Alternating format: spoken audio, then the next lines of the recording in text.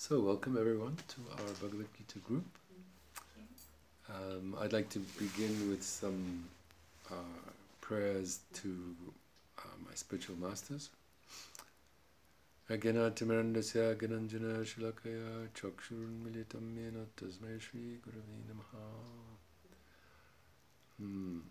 I offer my respectful obeisances unto my spiritual master, who with the torchlight of knowledge has opened my eyes which were darkened by the blindness of ignorance. Namaste Shila Bhakti Vijay Gaurvaranyai Shimute Prema Bhakti Rasamare Param Jai Prabhavi Namaha.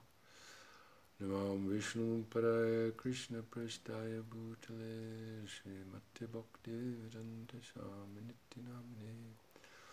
Namaste Saraswati Devi Gauravani Pacharne Nivashesh Shunyavadi Pastacha Deshitarane.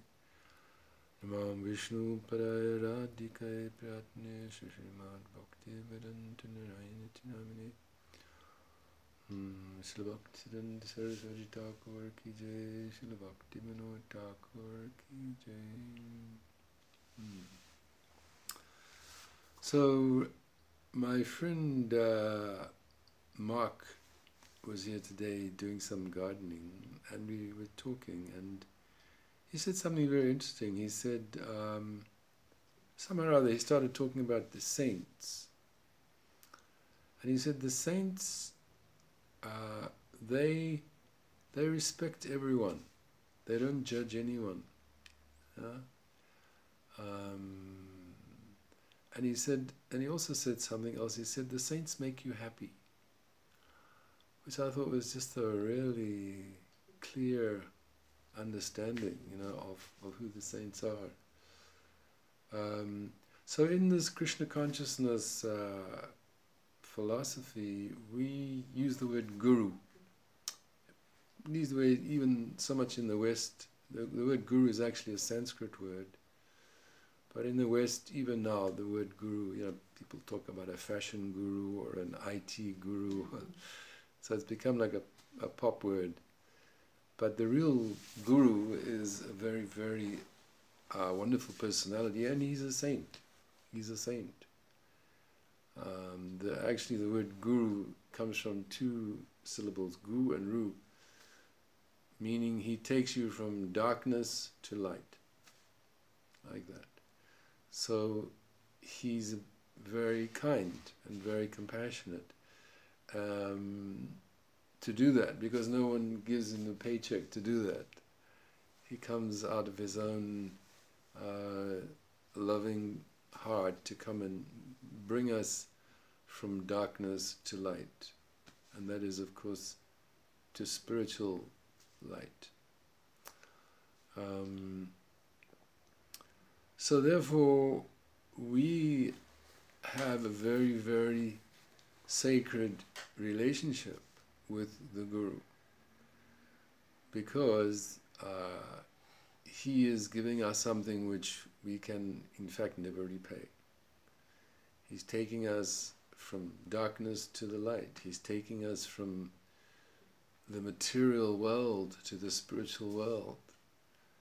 So we cannot even begin to understand what a wonderful personality he is and how much we are indebted to him.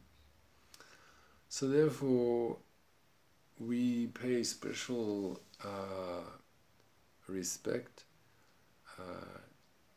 and honor him because he is our connection with God. He is our connection with God. Krishna himself says that one who says that he's my devotee is not my devotee. But one who is the devotee of the devotee of the devotee of my devotee of my devotee, many times removed, he's my devotee, like that. So the spiritual master is the pure representative of Krishna, the pure devotee as we understand him. Pure devotee. He's not. He has no material desires whatsoever. Therefore, he's pure. His heart is completely pure. Therefore, our business is to become the devotee of the pure devotee, not to jump up and say that I can connect with God, with Krishna directly. No, that's not the way Krishna says it will happen.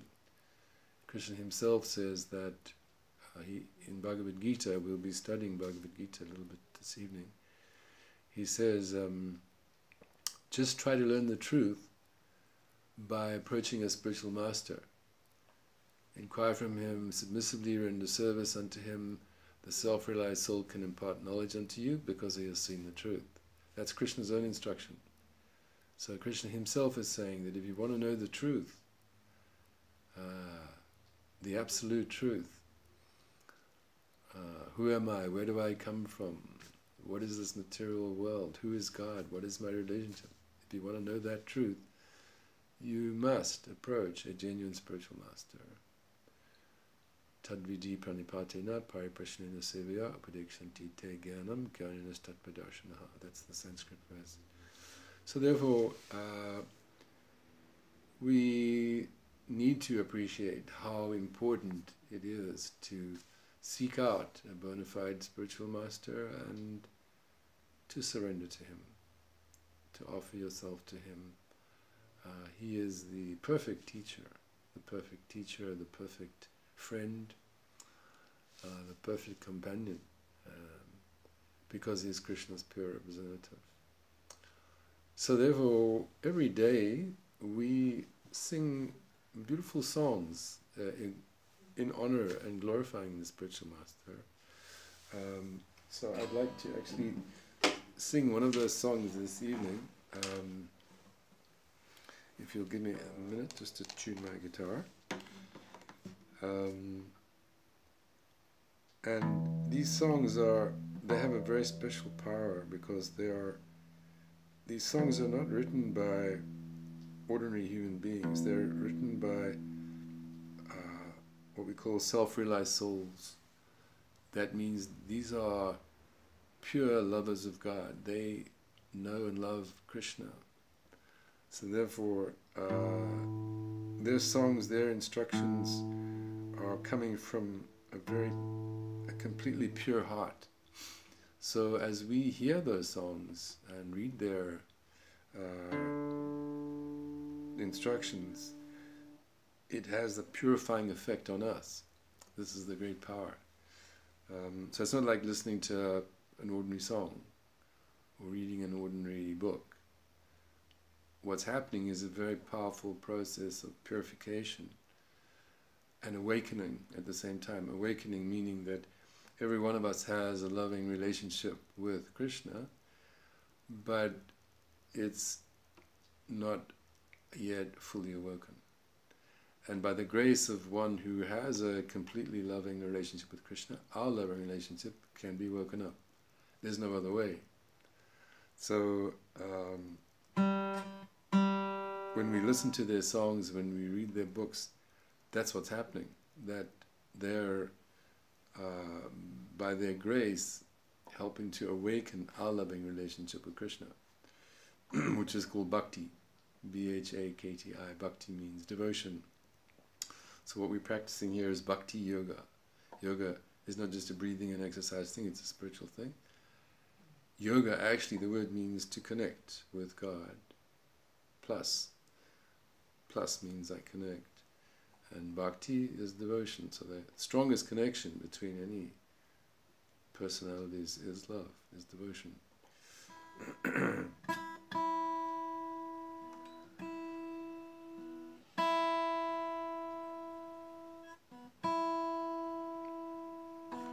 So you've got the words there for the song. It's called Shri Guru Charana Padma. So you can try to, I'll sing, but you can try and follow along in Sanskrit. You may not obviously know the words.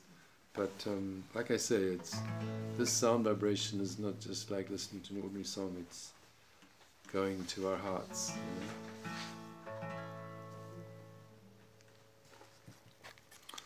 And it's written by a great saint called Sri Narottam Das Thakur.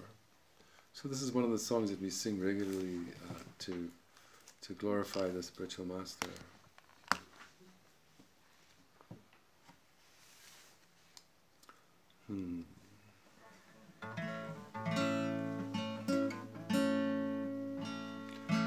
Shri Guru Charana Padma Kevala Bhakti Sadma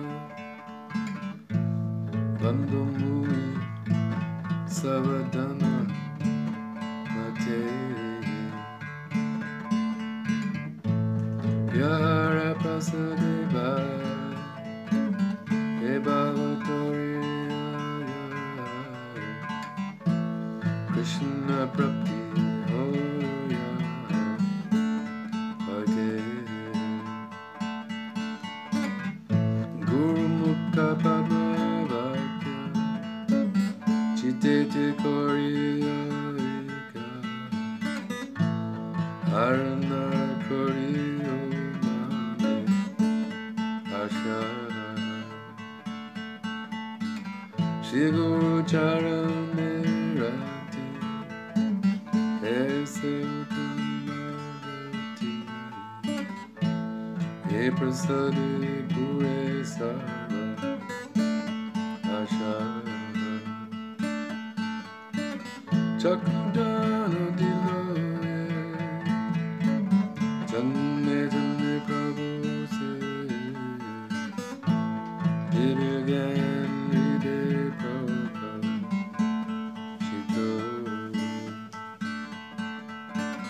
Prema Bhakti Ahoite Avidya Vinasha Jati Vedigaya Charito Shri Guru Karuna Sindhu Adamajuna Bandhu Lokanath Lokera Jivana Aha Prabhu Karuna Deo More Paracharya Devi Ashkusikru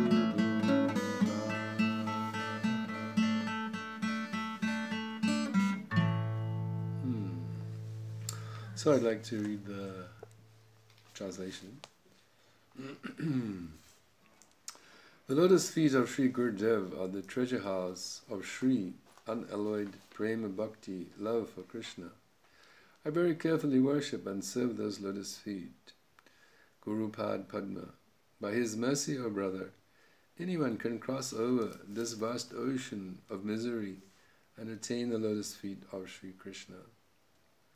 The words emanating from the lotus mouth of Sri Gurudev should be embraced within the heart. No aspiration beyond his words should enter, because his instructions bring one to the highest goal, rati, or attachment for his lotus feet.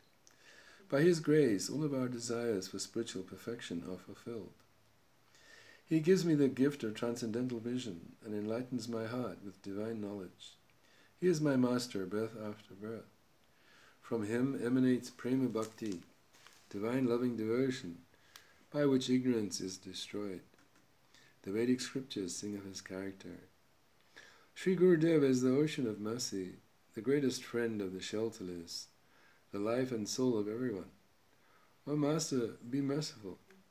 Alas, O Gurudev, give me the shade of your lotus feet. At your feet I have surrendered. Now your fame shall be spread all over the three worlds. So, we hear from the spiritual master that, especially in this age that we live in, excuse me, which is called Kali Yuga, it's a very harsh time. It's called the Iron Age. Quarrel, hypocrisy, so little interest in spiritual life. People are very materialistic, very materialistic. The spiritual master gives the instruction that in this age, the only way to actually wake up our spiritual consciousness, to become lovers of God, is through chanting the holy name. In previous ages there's been other systems. They could go into the forest and practice silent meditation,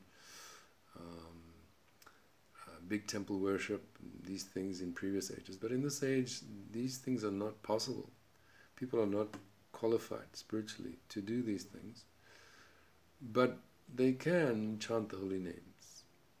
All the great religions emphasize the power of chanting the holy names. The Christian religion, Our Father, thou art in heaven, hallowed be thy name. The Muslim religion, they have their holy names, their beads, the rosary, the Catholics. So it is common to all the great religions that the holy name of God carries with it very special power, very special blessings. And it's also called mantra meditation. So meditation, people also in the West are becoming more and more familiar with that word, that concept, meditation. What does that mean? It means to focus the mind. We all have the mind going on all the time. It is there. It is a constant part of our life. You cannot switch off the mind. But what you can do is you can choose what you want to think about. This is the power that we have. Using your intelligence. If you have good intelligence, you can understand how I should use my mind. In the Krishna literature, there's a very nice example given that if we understand that I'm the soul on this body right now, and this body is compared to a chariot. So I'm a passenger. The soul is actually a passenger on the chariot. The driver of the chariot is the intelligence. The reins is the mind. And the horses are the senses. Because the mind controls the senses, isn't it? The mind is the sixth sense. So if we can use good intelligence to control the mind, then our senses are controlled. But the opposite is very dangerous. If you do not control your mind, if you do not have good intelligence, then it's like the horses running wild. If they're not nicely, the driver, the mind doesn't hold nicely the horses, keep them steady, pull that chariot off a cliff. Very dangerous. So it's essential. It's not optional. It's essential, because we are on this chariot right now. What's going to happen with that chariot? Is it going to go off the cliff? Uncontrolled senses, crazy mind? Or is the mind going to take firm charge? For the mind to be strong, the intelligence needs to be good. What should I think about? I can choose what I want to think about. That's the power we have. And the Guru, the saint, comes and says, you should think about God. You are an eternal servant of God. That's who you are. That's your identity. You don't have any other identity. You're not this body. Black, white, housewife, lawyer, South African, not this body. That's all temporary. You're an eternal servant of Krishna, the soul. So what should you do? You should be engaged in his service, isn't it? He is your master. You should be serving him. You don't have any other master. He's your one and only master. This is science. This is spiritual science. This is intelligence. So how do I serve my Lord? You have to serve beginning with your mind. If your mind is not thinking and serving the Lord, how can the rest of you be thinking, all your senses? The mind controls the senses. What you say, what you see, what you touch, what you hear is controlled by your mind. So if your mind is out of order, the rest of you is like that chariot going off the cliff. You're being dragged by your senses. You're not in control of your senses, they're in control of you. That is called sense desire. What the tongue demands, I have to give. No control. Dangerous position. But if we have good intelligence, we understand, who am I? I'm the spirit soul. I'm servant of Krishna. My business is to serve Krishna. That is my natural life. That is harmony. That is peace. The other life is crazy life. Struggle. And so Guru comes and says, you need to chant the holy names. Fix your mind. Think about Krishna. Think about the Lord of your life. He is the beloved of all souls, Krishna. We're looking for love. He's the beloved. No beloved in this world will fill your heart's desire. No. Only Krishna. He's the Lord of all, the Lord of love. The beloved we're all looking for. Unfortunately, we've forgotten about him for countless lifetimes. So the Guru says, okay, this is why you're suffering. You're suffering because you've forgotten your beloved. Now we will teach you how to remember him again. And the mantra has that power, the holy name. We begin by chanting the holy name to awaken that loving relationship with Krishna. So mantra means to free the mind. The mind that's forgetting Krishna all day long, making plans to enjoy in this material world, is not your friend. It is your greatest enemy. More greater than any other enemy is a mind that is forgetful of Krishna. So mantra means to free that mind. That mind therefore is not free. It's in bondage, prison, thinking about this temporary material world, the ups and downs, the comings and goings. This is not our home. This is the material world. But Bhagavad Gita tells us there's a spiritual world. This is the material world. We're not material. We're the soul. The soul is not material. The soul is spiritual. So where is the home for the soul? In the spiritual world, not in the material world. This we have to understand. And then, how do I move from this material world, which is not my home, to the spiritual world, which is my home? Guru gives you that information through his instructions, through his example. And especially in this age, to chant the names of the Lord. So if you have a look on your little slip, there's one slip there, small one, go with Gauranga. Have you got that one? It's just got the Gauranga mantra. We can chant a little bit the Gauranga mantra. Everybody got that one? Okay. By the way, does anyone want to play like a drum or a little cymbal? Anybody volunteering? No?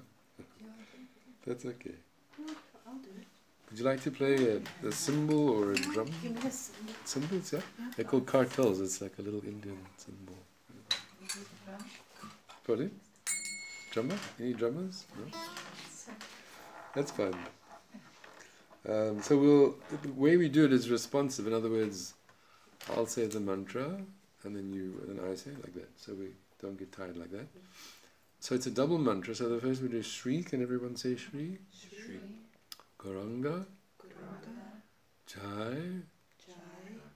Gauranga. Gauranga. Gaur. Gaur. Gauranga. Gauranga. Nam. Nam. And so I'll say it twice. So it'll be I'll go like this. Shri Gauranga Jai Gauranga Go Gauranga Nam. Shri Gauranga Jai Gauranga Go Gauranga Nam. And then you'll go Shri Gauranga like that. So it's a double mantra, yeah. So I go first and then you follow, okay? Shri Gauranga Jai Gauranga Go Gauranga Nam. Shri Gauranga Jai Gauranga Go Gauranga Nam.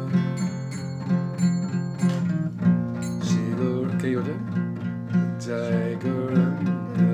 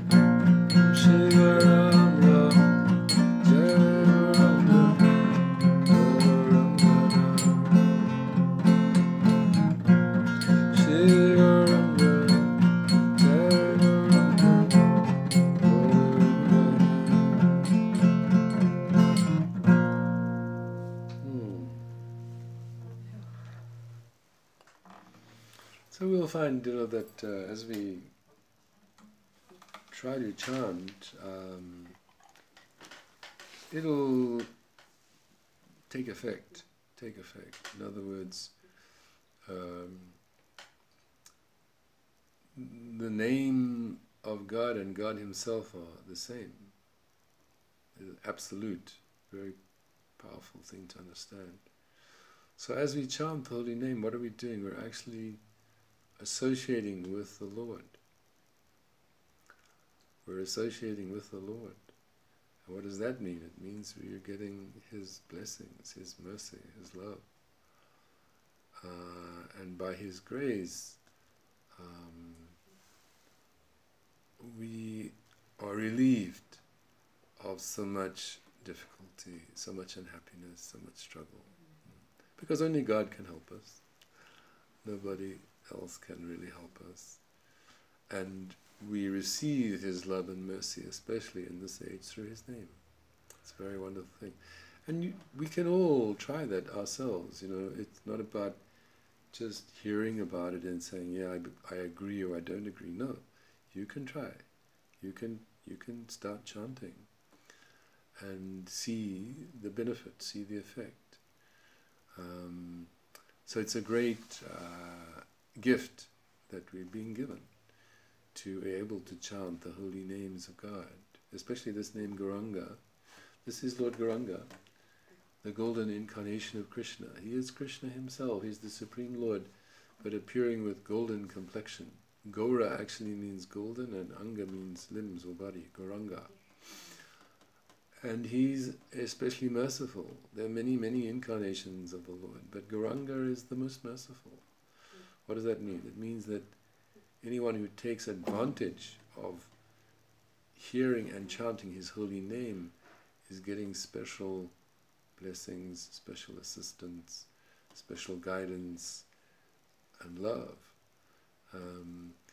And this is the life we all want, to become freed of the struggle of material life. And that all happens by the grace of the holy name of God.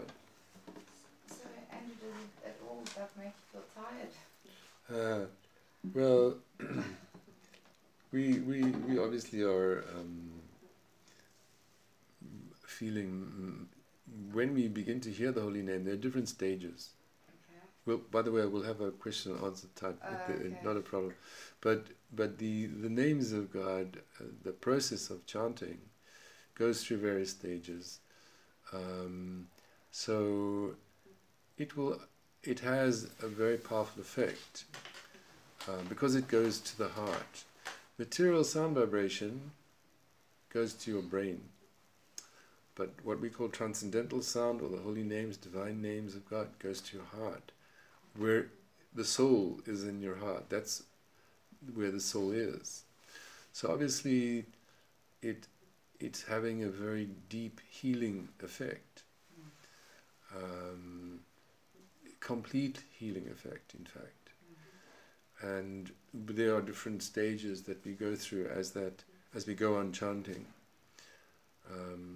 So it's also very helpful to read the literature, because then you understand the philosophy as well.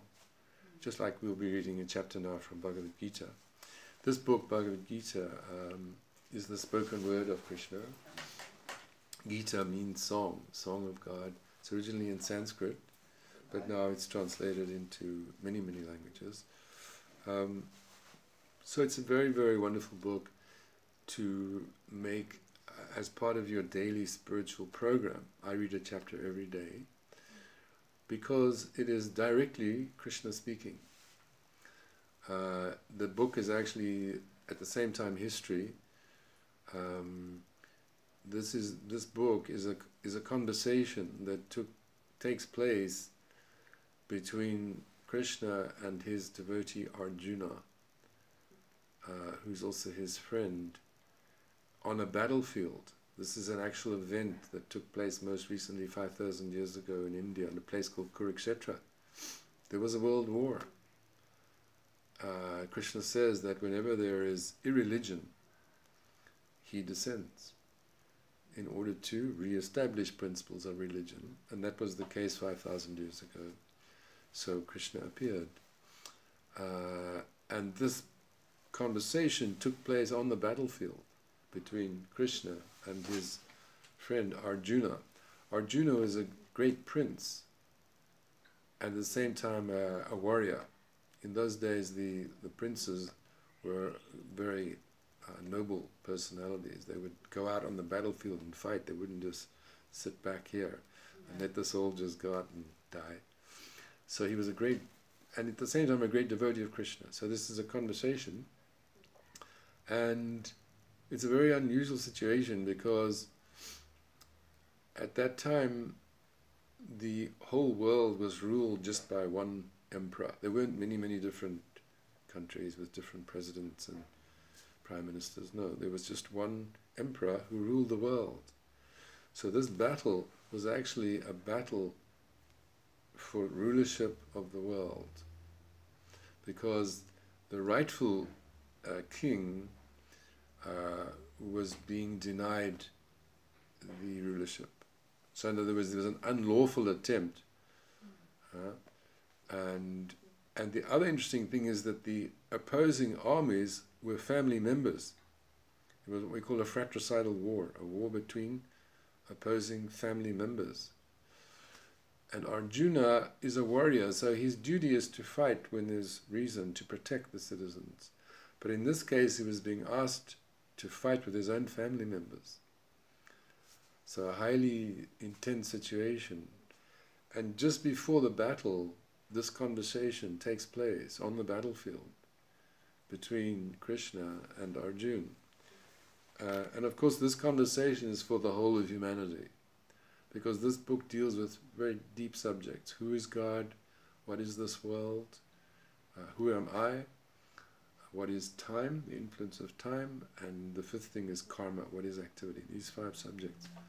So it's a conversation where Arjuna is in the beginning saying, I cannot fight. I cannot fight with my family members. Even though it's my duty to act for godly principles, to fight my family members, I cannot do that.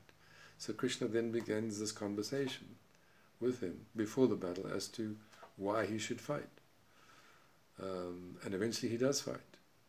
He surrenders to Krishna, and he understands that the will of the Supreme is always perfect. So, of course, it's a very deep, wonderful book, and we'll just be reading one chapter. It's the 5th chapter, and then if there are more questions, I'll be happy to try and answer them. So this is the 5th chapter, called Divine Communion through Genuine Renunciation. At that time, Arjuna inquired of the Lord, "My dear Krishna, please give me more definitive instructions as to whether it is more beneficial for me to altogether leave the world of action, or to take up the sacred path of divine service which you have so highly praised." Arjuna's beloved Lord thereupon replied, "It is no doubt true that both paths may lead in the end to freedom, but I tell you definitely that to act with a spirit of true devotion to the Supreme Person is by far the better course to adopt. True renunciates never crave for anything and are not repelled by anything. Above the dualities of worldly life, they certainly come to breathe the atmosphere of freedom. The truly learned assure us that only the less evolved see a fundamental distinction between pure contemplation of the divine phenomena and the practice of divine service itself. To follow either path faithfully will ultimately bring one to relish the sweet fruits of them both. What may be achieved through contemplation may also be attained by the sacred path of service, and thus one who has a clear vision will understand that what seems to be two paths is actually only one. However, no one who adopts the external garb of a renunciate can hope to gain true joy without engagement in divine service. Those saints who become fully absorbed in such purifying service immediately gain communion with the Supreme Truth. Those who give themselves over entirely to the sacred path of service become established in pristine purity and easily defeat the force of sense desire. Loving all beings as if they were their very selves, they serve without any fear of adverse effects. Those who have understood the real truths of life take up the path of divine service, and they never consider themselves to be the final cause of their actions. Seeing, hearing, touching, smelling, eating, moving, sleeping, breathing, talking, giving, receiving, opening and shutting the eyes, they understand all of this to be the mechanical action of the senses in pursuit of their required objects. Just as the leaf of the lotus flower lying upon the pond remains untouched by water, so the soul who acts in a spirit of full surrender to the Supreme Person remains ever free from the taint of blame. The selfless physical, mental, and intellectual efforts of those who serve me with devotion bring about their complete self-purification. Through dedication to non-fruitive divine service, the soul becomes whole and gains lasting peace. The greed of the selfish, on the other hand, is itself a prison. The body is like a grand house, whose eyes, ears, nostrils, mouth, genitive and evacuative organs open out to the world like 9 gates. Those who are self-controlled and free from feverish tendencies towards selfish action live a happy life within this house, moving only as the divine plan moves them.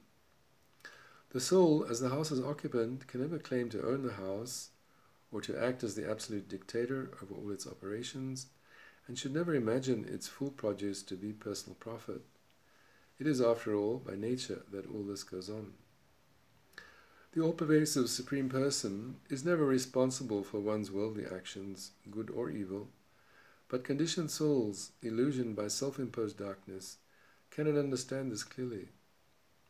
However, upon the rising of the brilliant sun of perfect understanding, one receives the supreme revelation, and that darkness is at once naturally dissipated. Immortality and freedom come quickly to the faithful souls, whose hearts have been cleansed of all insecurity by a fully determined and intelligent effort to seek the divine shelter. The hallmark of the truly wise is their gentleness and enlightenment, and especially their ability to see equally the high-born refined intellectuals and the low-born unclean beggars, as well as to love even the animals, seeing them all as dear to me. Those who can see with such equal vision are free even in this world, and they display the absolute flawlessness of their jewel-like pure consciousness. Being fixed in deep communion with the eternal Supreme Truth, they never become falsely elated by temporal pleasures or depressed by being placed in difficulty. Due to their connection with the Supreme Beauty, they are always tasting limitless joy, and therefore easily remain free from the glamour of external attractions. Misery is born from the womb of selfish sensual contact, and so the truly enlightened souls never seek pleasure in the exploitation of the sensory world, where everything must know a beginning and an end, my dear Konteya. The only truly happy human beings in this world are those who have overcome the animalistic urges and the force of anger by the power of divine grace. They find their sacred homeland, the realm of supreme truth, beauty, peace, and goodness, within their hearts, and their happiness, rejoicing, and illumination come from within. Those who culture a deep inner life totally reintegrate their personalities and begin to serve all life with love. Such souls enter easily the transcendental region, which lies beyond all sufferings. Free from the force of sense desire and its companion anger, the divine servants who have mastered the truth of conscious life enter that sacred abode of perfect consciousness very quickly. Those who wish to envision this realm of transcendental bliss within should detach themselves from the state-shaped world and concentrate on balancing the life airs and penetrating the spirit center, which is situated just above the nose, between the eyebrows. Such practice will bring calm to the senses, the mind and the intellect, and empower one to cast off selfish desires, unfounded fears, and self-destructive anger. Those who succeed in this are certain to taste full freedom. I am the proper beneficiary of all the sacred acts of sacrifice, and it is I whom people hope to please through penance. It is I alone who am the true Lord of all the galaxies and the King of Kings. I truly am the ever-well-wishing friend of every soul. It is only by such understanding that a person can become whole, and that the world can attain peace. So, this verse, immortality and freedom come quickly to the faithful souls whose hearts have been cleansed of all insecurity by a fully determined and intelligent effort to seek the divine shelter.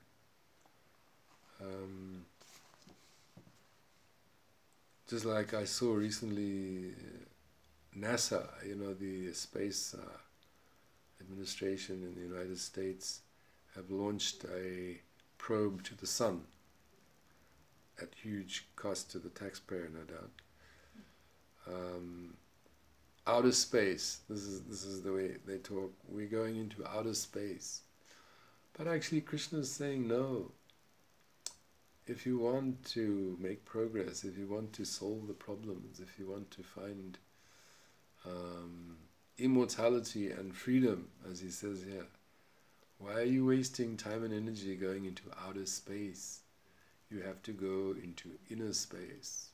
Inner space. Huh? As he says in this chapter, that the happiness, rejoicing, and illumination come from within. Happiness, rejoicing, illumination doesn't come from outer space. It comes from inner space. So our society doesn't understand that. Spending huge amounts of money to send this rocket probe to the sun. What do they know? They know nothing. Huh? Do they know that there's a sun god called Vivasvan? He's the presiding god of the sun. Do they know that? What is their probe? Probing what? No understanding. No direction. Misdirected. As one of our great spiritual masters says, this civilization is misdirected. A misdirected civilization. So, as Krishna says, that if we want to find happiness, rejoicing, illumination, we need to go within. The happiness that we seek is not out there, up there in the stars, no. It's about being aware, awakening our awareness, our consciousness of our relationship with the Supreme Being. That is the source of our happiness, our rejoicing, our illumination, is waking up that loving relationship with his Supreme Being. This is science. This is real science. This is spiritual science. So the so-called scientists of this world, sending these rockets off to the sun, this is ignorance. This will not help anyone be happy forever. This will not give immortality and freedom, as Krishna is saying here. Will it make you immortal to go to the sun? Will it make you free? No. The problems will remain: birth, old age, disease and death. So this is foolish. This is foolish. Misdirected. So the blind are leading the blind. You know, the presidents, the men who make these decisions. So yes, we'll have a space program. Take all the taxpayers' money. They're blind. And the general population also blind. This is our society today. So the wisdom that comes from Bhagavad Gita will be a revolution. As Prabhupada, one of our gurus, said, he wants to make a revolution against this material life. This will bring happiness to the world. There has to be a revolution, that this crazy material life, this money-making business, this mad pursuit of simply gratifying your senses one way or the other, is a lunatic asylum. It will bring no happiness. So Bhagavad Gita is therefore giving us very wonderful information. And as Krishna says here, immortality and freedom come quickly to the faithful souls. So faith is our real treasure. To cultivate faith. How do I become faithful that Krishna is my intimate friend and protector? How do I get firm faith? Prabhupada says like that, if you become convinced, that means no doubt. If you become completely convinced that Krishna is your supreme intimate friend and protector, you will be so happy, so peaceful, so tranquil, forever. So this is what's required. How do I become convinced? How does my faith become unflinching? No doubt. That's required. So Krishna says, what happens to that faithful soul?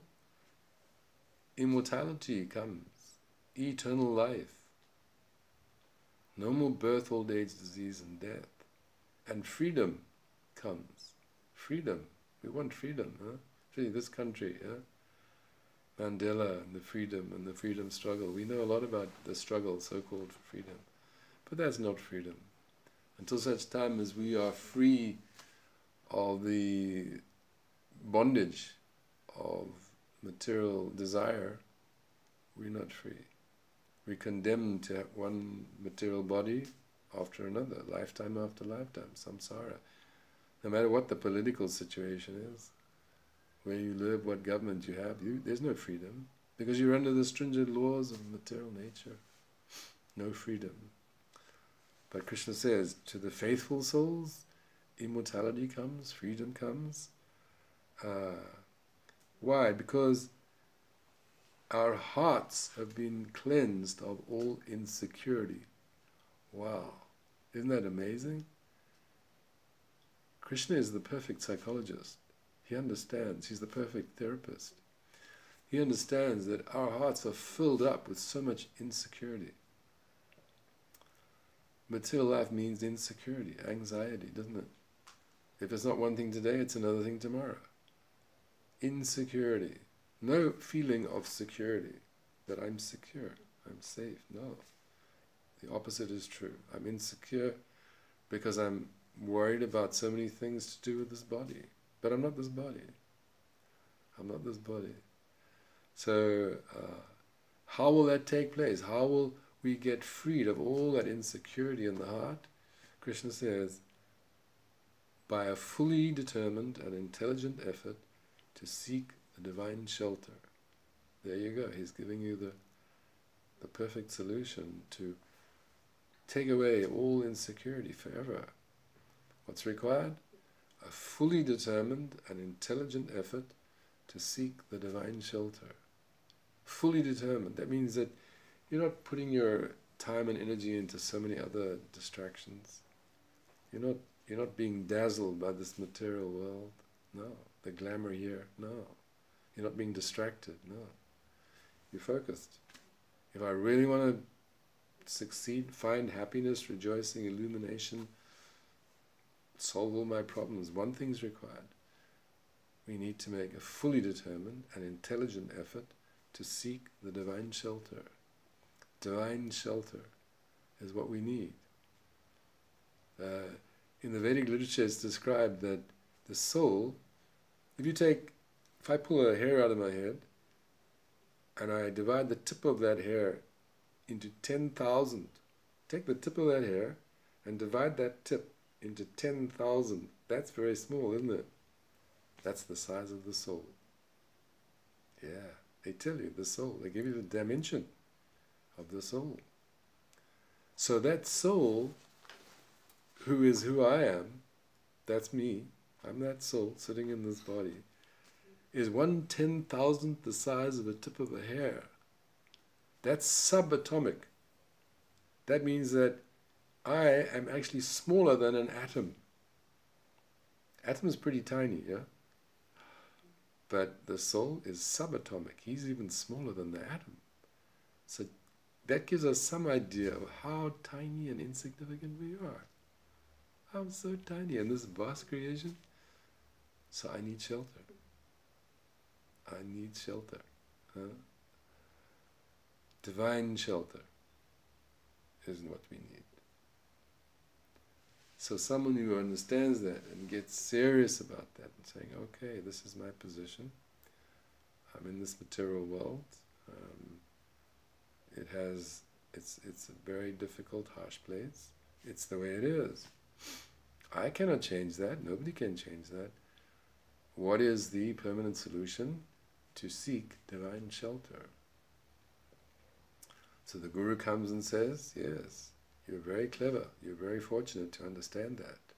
Now I will tell you, I will teach you how to find that divine shelter. You follow me, you take my instructions. I will lead you out of this wilderness. This is Guru, this is the Guru. And so many instructions are there. Chant the holy names, read Bhagavad Gita, associate with devotees, offer your food to the Lord. Many, many instructions to help us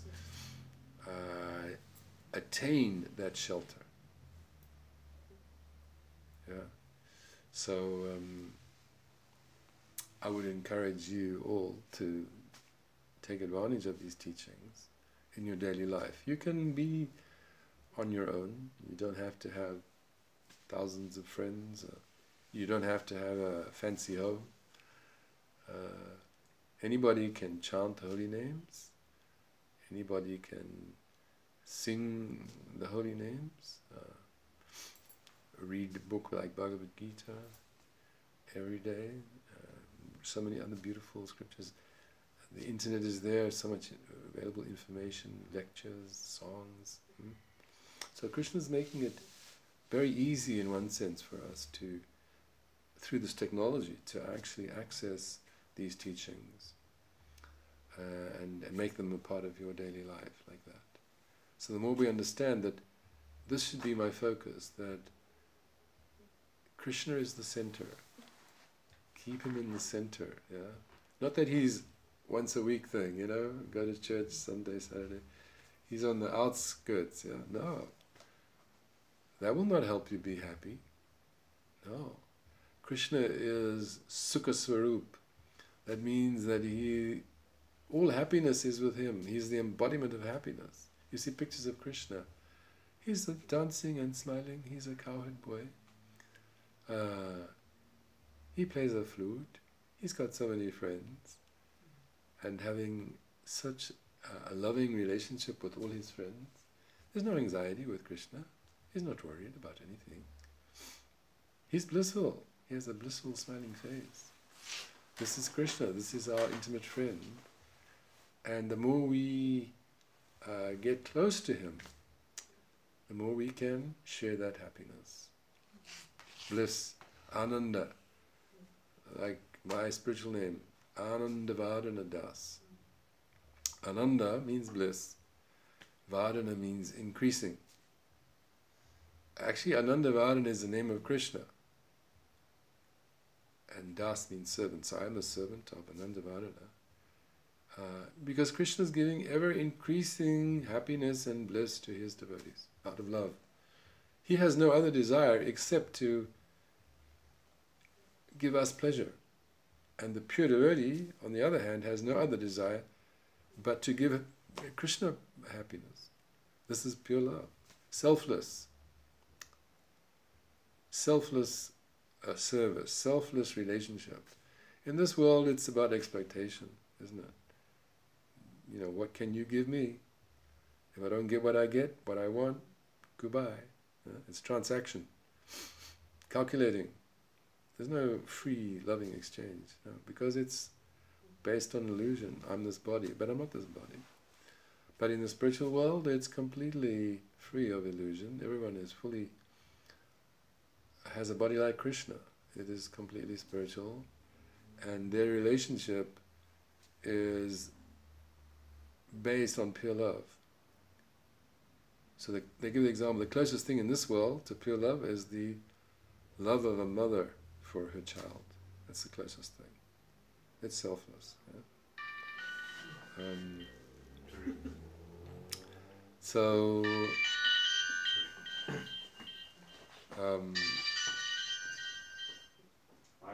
And as long as we seek that pure spiritual relationship, we can make progress. We can make progress. But if we continue to think that we will find that perfect loving relationship in this world, this is our misfortune.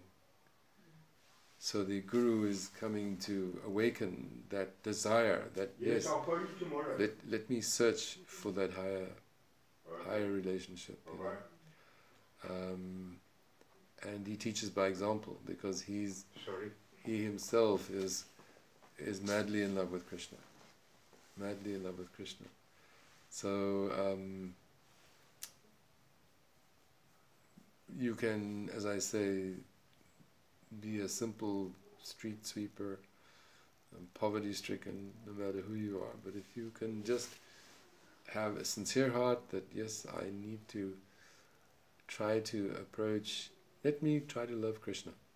Let me try to love Krishna. All help will come. All help will come. You know, and with that, all our material difficulties dissolve by Krishna's grace. He makes the impossible possible. But we need to develop our faith, make that faith stronger, you know, so that we become more determined to seek that divine shelter. So I'd like to do some little bit more chanting. You're familiar with the Hare Krishna mantra? If you have a look on there's an A4 sheet there that's got the Panchatattva mantra and the Hare Krishna mantra, so we can try to say the mantra, and then we'll hear from one of our gurus who will be singing that mantra. Hare Krishna mantra is what's called the great chanting for deliverance. So it's a prayer. We're asking that we be engaged in the loving service of the Lord. So the first bit is Hare. Can everyone say Hare? Hare. Krishna. Hare. Krishna. Krishna. Krishna. Hare. Hare. Hare. Rama. Hare. Rama. Rama. Rama. Hare. Hare. So we're going to be hearing from one of our spiritual masters, Srila Prabhupada. In the beginning he'll chant one introductory mantra called the Panchatattva mantra, and then he'll be chanting Hare Krishna, so we can try and sing along. He will once again do it responsively. Before I say goodbye and Hare Krishna, would you like to just say hello to everyone? Hare Krishna, Hare Krishna, Hare Krishna. Can you? Hare Krishna. Hare Krishna, Hare Krishna. Hare Krishna. Thank you. So we'll hear from Srila Prabhupada now.